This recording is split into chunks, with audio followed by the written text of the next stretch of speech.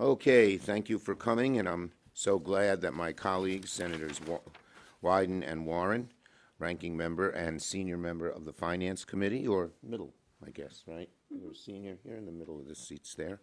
Um, but the Finance Committee, I tried to get on it in the House for years, with no luck. And then you had to sit next to me. Yeah, that's right, you got on ahead of me.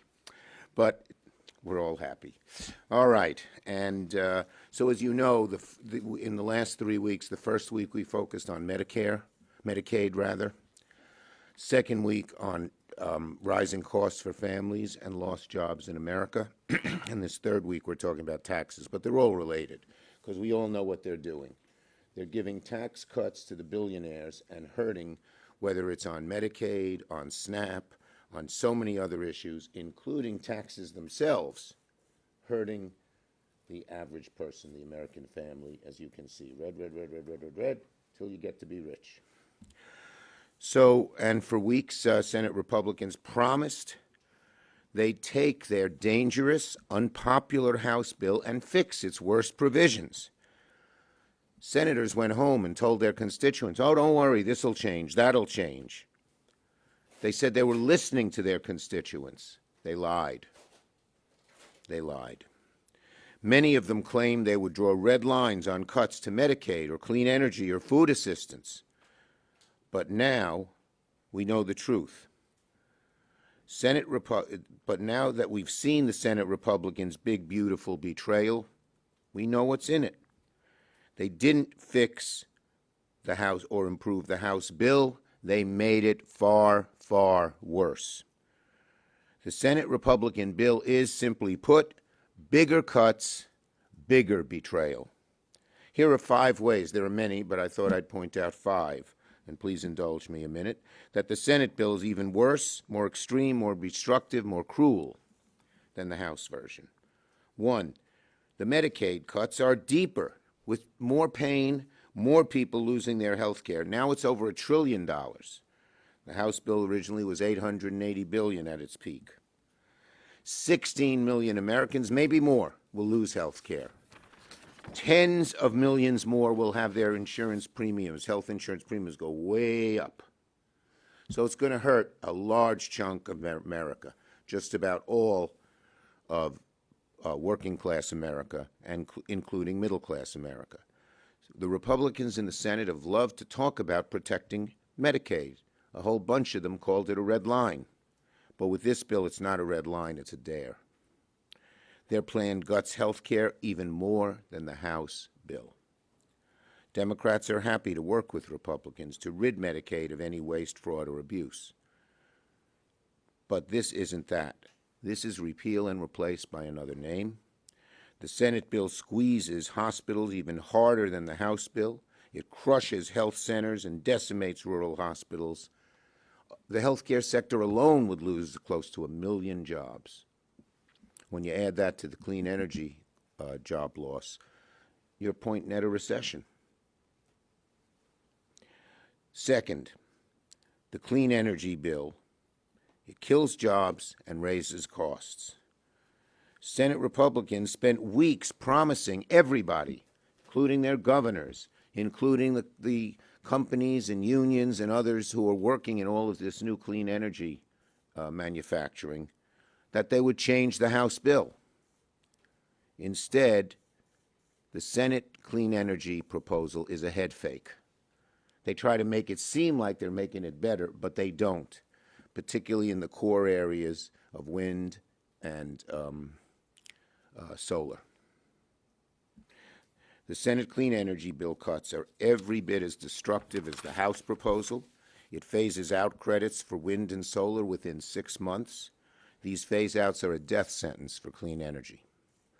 They're going to send electric bills soaring, kill good-paying jobs. An estimated 850,000 people in the clean energy industry will lose their jobs.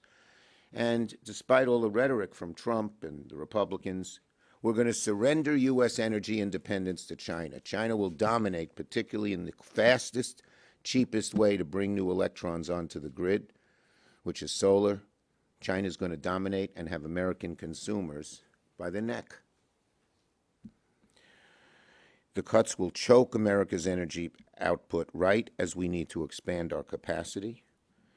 AI is going to demand huge amounts of electricity. It's going to cost the consumer more as prices go up. Why the hell would you cut off the quickest, cheapest way to bring in new power? And some of those who say on the Republican, well, we're for all of the above. We don't like the Democrats being against fossil fuels. Well, fossil fuels get lots of tax breaks. They always have. Now they're eliminating them just for clean energy. 3, gun violence. Now, can you believe this?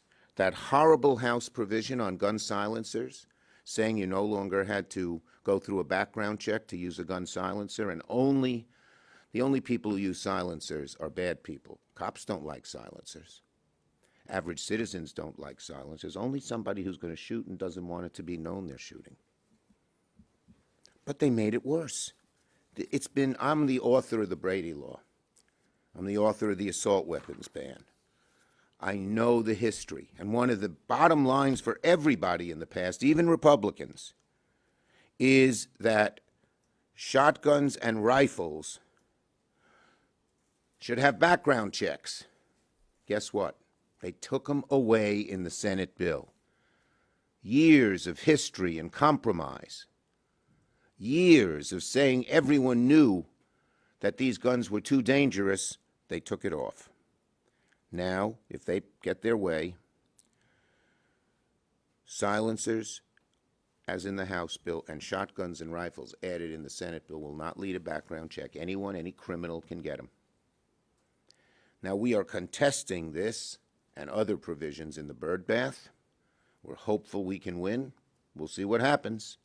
But we are contesting it in every way we can because Senate Republicans are choosing the gun lobby over the lives of our kids. I don't know what happened. I can surmise. A bunch of the right-wingers said, we didn't get all the cuts we wanted. So they said, we'll give you this.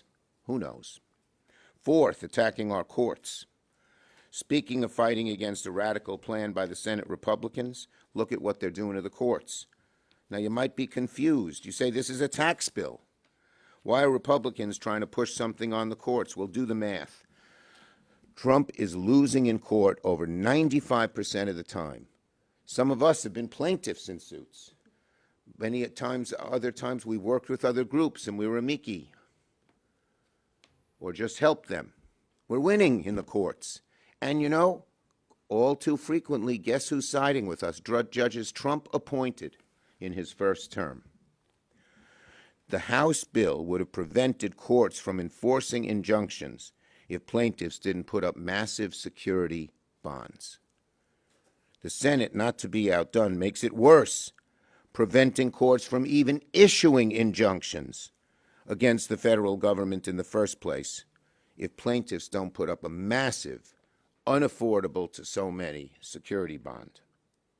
So they're trying to make the justice system pay to play for our sacred, respected, until now, relatively following the law, not always, unfortunately, particularly with this new Supreme Court.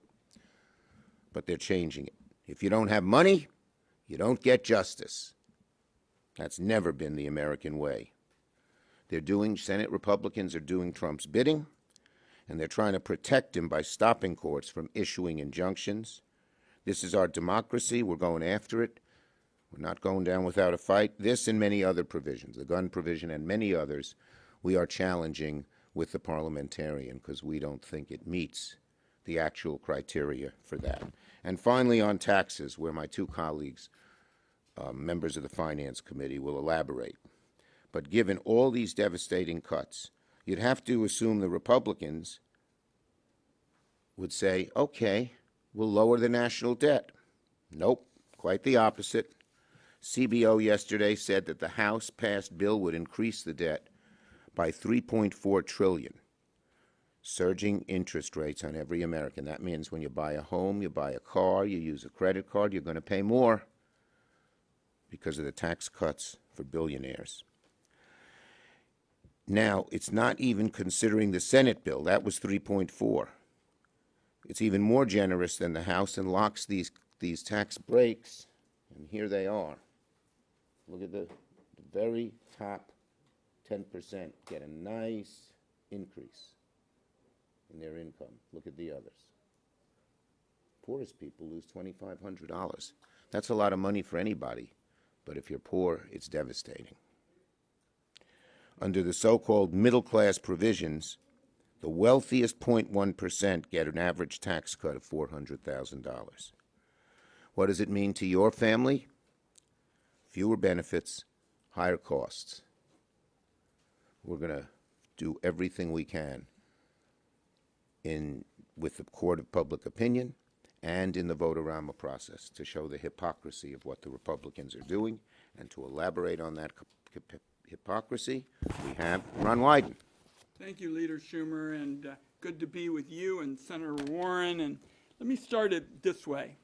It is hard to grasp how anybody could look at the horrible House bill, the one they passed a few weeks ago, and think to themselves, that's not enough class warfare.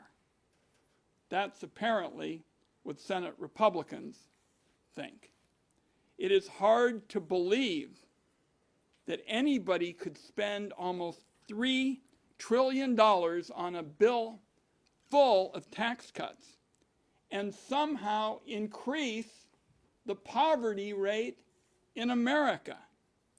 Senate Republicans found a way to do that too. It is hard to imagine how 53 senators could ignore all the warnings about their agenda kicking off a catastrophic debt spiral and higher interest rates, which will devastate the middle class. They tuned those warnings out too. The more the American people learn about this bill, the worse they are going to feel about it. That's because there's nothing but bad news in it for them, unless they're a corporate executive or somebody who's already fabulously well off. And I get the sense that people who spend their time walking around these Senate corridors have maybe lost sight of the big picture. This is not a normal debate we're having, where the two sides have different approaches, and you talk about the challenges of dealing with a big topic. This goes way beyond 2017, when you had merely handouts to the people at the top, overshadowing the crumbs that were designed to be there for working people. This will be the most regressive law in modern times by far. This is trillions in handouts for corporations and the rich, paid for by kicking 16 million Americans off their health care, taking food out of the mouths of millions of hungry kids, and sabotaging clean energy in America. The legislation that came from the Finance Committee that we all worked on, sabotaged. Republicans don't have any answers for the single working mom who's terrified of losing her Medicaid coverage or being unable to feed their kids. They have no answers for the solar manufacturers who are about to be put out of business in America, or the thousands of workers whose jobs they're about to eliminate. Last week, the Treasury Secretary, Mr. Bessent, came before the Finance Committee for hearing. We asked him about the carnage that I have just described, the damage that this is going to inflict on the American people. We asked him about the new analysis that says that this legislation will cause 51,000 excess deaths per year. What did he do? He just laughed off the Senate Democratic members who asked about this. He refused to engage in a serious way with these questions. The fact is, the Senate bill will drive the vulnerable into misery and drag down the middle class, all for the benefit of those at the very top and the most powerful. By definition, this is class warfare. Caviar over kids, Mar-a-Lago over the middle class, and we are going to be in this fight to fight to block this until the last dog howls. I think, Senator Warren? Yes. Thank you. Thank you, Leader Schumer. Thank you, Ranking Member Wyden. Soon to be chair again. Oi. Your mouth to God's ears. The Republican bill is a twofer. It cuts access to health care for millions of Americans, for babies, for people with disabilities, for seniors living in nursing homes, and is a giant giveaway to billionaires. Republicans get it both. They are able to be cruel to the people who need just a little help to get their health care, to be able to buy groceries for the end of the month, and they manage to make rich people even richer. This bill is another effort for the Republicans to just hand over our nation to the billionaires. I want to call out three particularly filthy provisions that are just tucked down in this bill that illustrate how give it away to the rich guys and take it away from everyone else. The first one is there's a giant giveaway to the oil industry, tucked right into the middle of this bill. There's a minimum corporate alternative tax that says once profits reach $1 billion, you got to pay at least 15% on the amount over that. That's true now, if this bill goes through, for every corporation in America except the oil industry. They're going to get a special get out of paying your taxes free under the Senate version of the bill. Why? Because they don't want to pay taxes, and they've been out there making contributions to the Republican Party. Second one, Meta. We all know how Meta's been struggling out there, right? There's a provision tucked in here that says that Meta alone, that one company, can get $15 billion, that's with a B, $15 billion, in order to incentivize them to do research in 2022, 2023, and 2024. Some of you may be doing the math and wondering if they have invented a time machine to go back and add to their research. The answer is no. Instead, evidently what the Republicans have planned is one of those big checks, a single check that under this bill would be written to Meta for $15 billion simply for existing. And the third one, this bill wants to zero out the Consumer Financial Protection Bureau. And that may be the biggest giveaway of all. Now, we all remember that little agency. That's the one that in about a dozen years managed to uncover more than $20 billion in fraud and cheating and got that money returned directly to consumers. Where did that money come from? It came from giant corporations who want the opportunity to cheat American families again. You take the cop off the beat and say now it will be open season on American families. Squeeze them, cheat them, trick them, track them, however you can, and the Republicans say, have at it. That will be one more boost under this bill. So look, we're here because Democrats believe that no baby should lose access to health care so that Jeff Bezos can buy a third yacht. We're here because we believe that no one with disabilities, who needs a wheelchair, who needs a home health aid, should lose that aid, should lose that chair so that Mark Zuckerberg can buy a third island.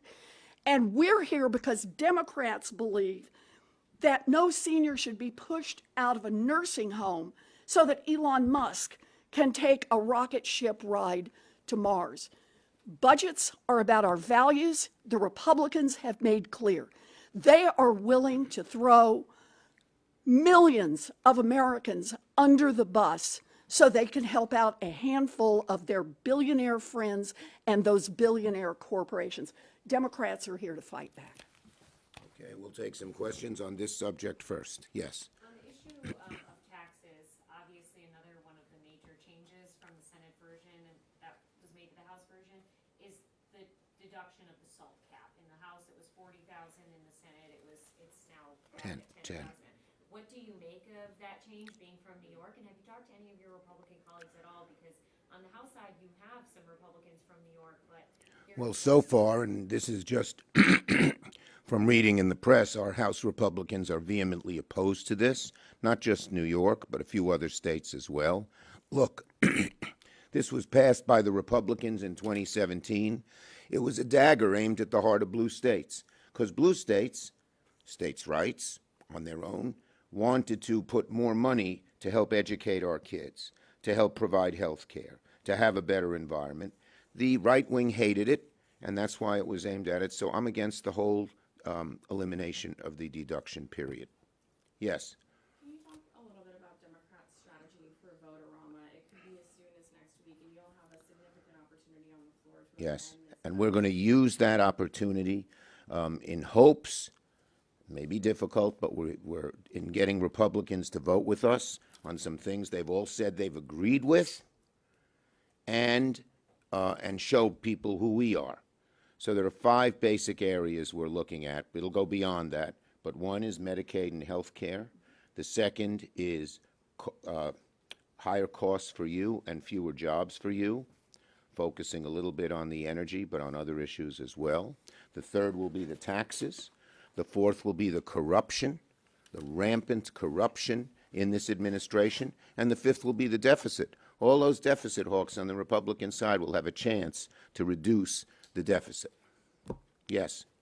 You say that you hope to get some Republican support on amendments, but on issues like, say, rural hospitals, are you actually reaching out to people like Oh. Ray Moran and We have a task force that's doing just that, reaching out to the Republican senators. In fact, we're meeting again this evening, this afternoon. And yes, we're reaching out, I have 7 Republican congressmen in my state. I've been in every one of their districts talking about this issue, getting a huge response. Many of these hospital administrators and employees are Republican. In many of the rural hospitals, they are the largest employer in the county, and in most, they're the only supplier of health care. It infuriates the rural counties, and they tend to be Republican. Go ahead, Ron. Thanks, Chuck. Just wanted to add a point. You know, we lost the big Medicaid fight earlier, really by just 2 votes, actually 1. Josh Hawley voted with us, Senator Collins voted with us. As the leader said, the public is much angrier about Medicaid today than when we had the recorded vote that we almost won a month or so ago. So we are up to this fight every step of the way, and we're going to stay at it till we And win. the AHA, which didn't like the first proposal, but is now infuriated by this Senate proposal, the American Hospital Association. Yes. Thank you, Mr. Leader. This is a processy question, but it matters. You know the Senate calendar and the challenges it has. Can you help us understand how long do you think the bird bath process will take, and how do you see these next few weeks with Okay. reconciliation and rescission potentially on the board? Okay, on how long it takes, we can't really tell you because we don't have all their bills.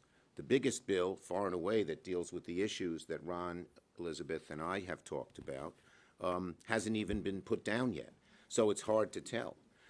But the bird bath process is going to take a while. And I can't see it finishing up, by the end of this week. Okay? Yes. I'm hoping you can give a quick reaction to the Supreme Court ruling that just came in from the Tennessee about the flawed and This Supreme Court seems to have forgotten that one of their jobs is to protect individual rights and protect individuals from being discriminated against. It's an awful decision. what can be done for Well, on the floor, we had a bill that the Republicans wanted to take away these rights, and we got, I believe, every Democrat voting against it, so it failed because it needed 60 votes. So we're going to explore every solution. Okay? Last one. What, if any, authority does the president have to act in Iran? Do you plan on backing Senator Kane's War Powers Act resolution or Senator Warren's bill that would prevent funds from being dispersed? Well, Senate Democrats, if necessary, will not hesitate to assert our prerogatives and our ability on this bill. Will you get behind either of those measures? As I said, we will not hesitate. Thank you, everybody. have you gotten any briefings from the administration on Israel, Iran? Have we gotten any briefings? Yes, we've gotten briefings, and I have requested that we get an all senators classified briefing, okay? Do you think you'll be successful in getting that? I hope so. Have they been I believe we will. I believe we will. Thank you. Thanks, everybody. Yep.